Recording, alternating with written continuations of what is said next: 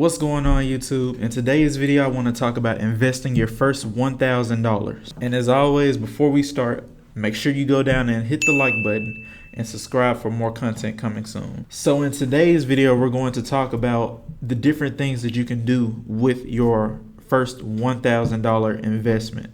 To most people, $1,000 might not be that small of an amount of money. $1,000 is a pretty hefty investment if you're putting it into something or buying something.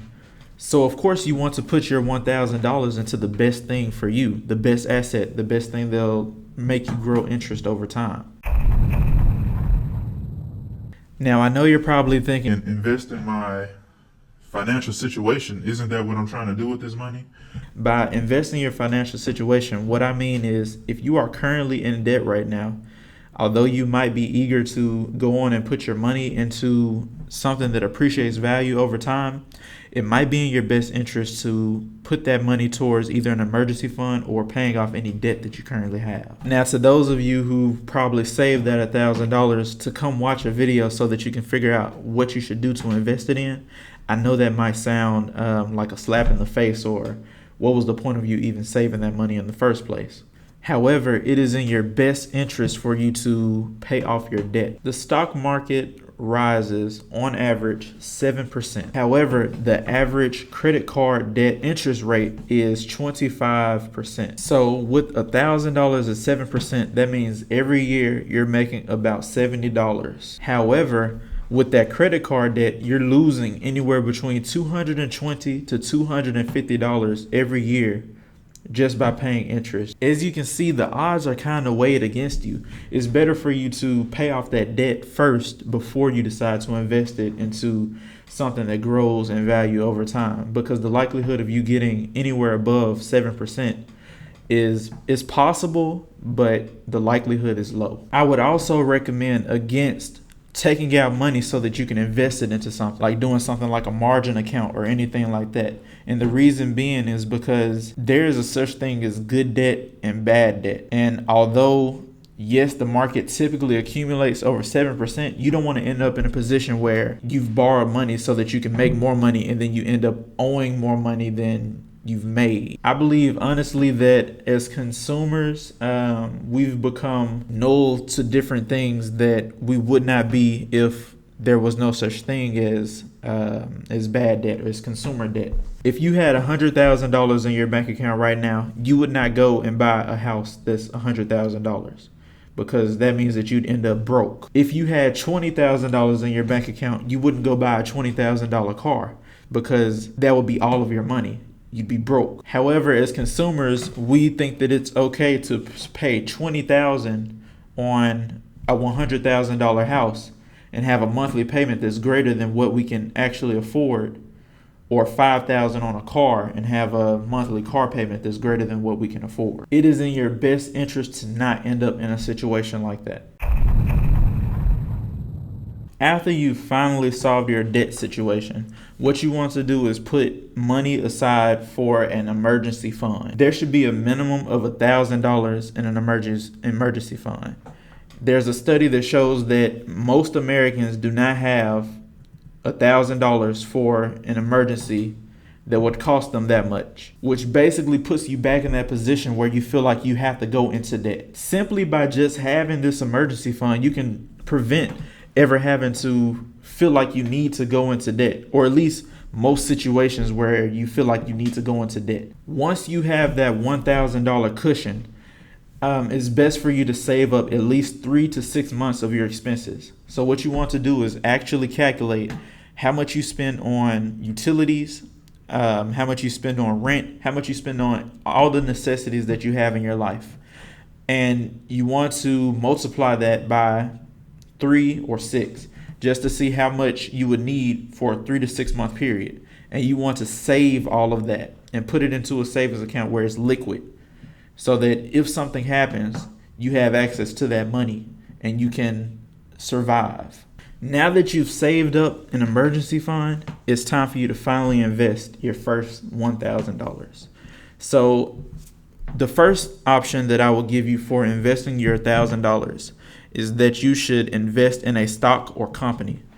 Basically, you want to look for blue chip stocks that have been around for a long time and they are constantly growing over time. And the reason that you want to look for a blue chip stock versus a penny stock or a small company stock is because you want something that has reputation behind it, something that you know isn't going to disappear tomorrow, basically. You don't want to put your money into something where it could be going just like that. I'll leave a couple links of some brokerages that I use or am affiliated with down below. Now, if you want to invest in multiple stocks at the same time, all blue chip stocks, then you can invest into an index fund.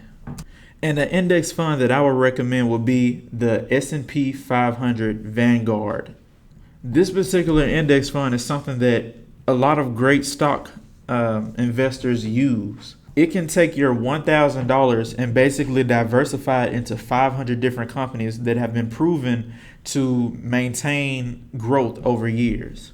Not only does an index fund keep you from having to follow up with a company during each quarterly results that they have, but it also allows you to diversify your money so much so that you don't have to really worry about a certain company going down, because just because that one is going down doesn't mean that all of them are going down. Another investing option would be arbitrage. So basically, this is where you buy something for a low price and then you turn around and sell it for a higher price.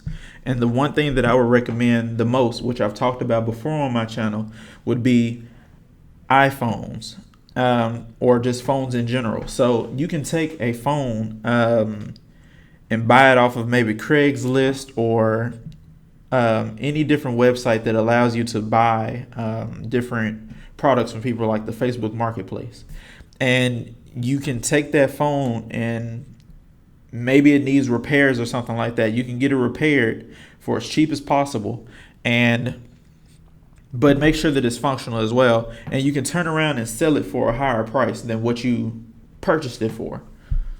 This is easily how I've turned $300 into $500 in just a 1 week turnaround. That's $200 profit. Now, you can't just go and buy any phone. If you do decide to do this, you do need to do extensive research on the phone, because there are different problems that you can run into, like it being blacklisted or water damage or things like that.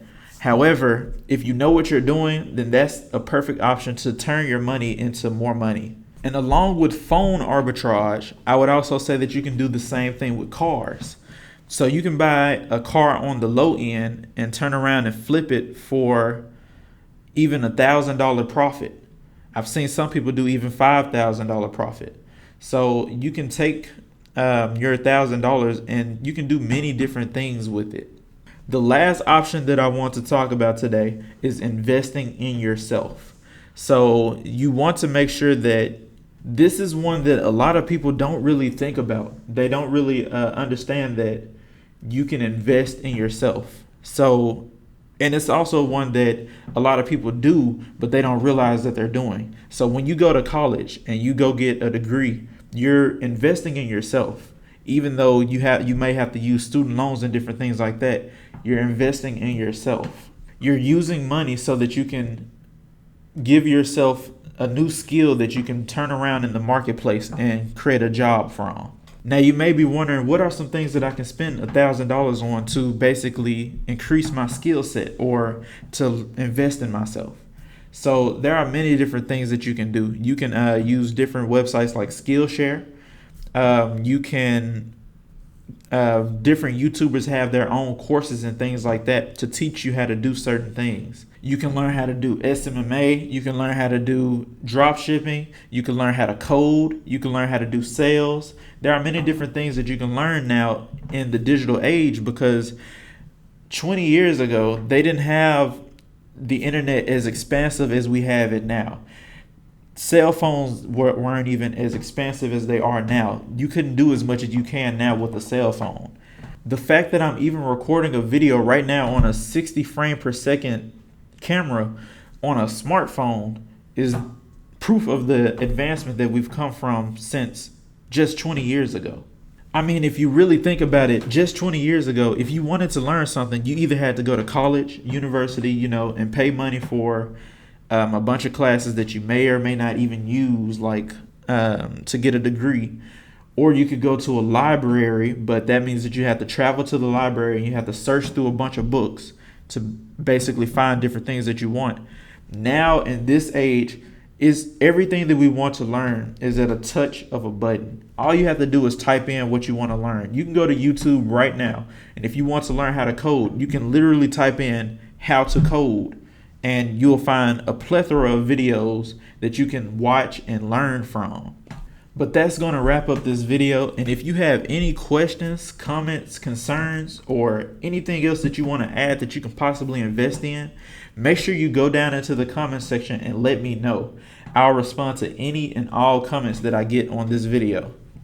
So until next time.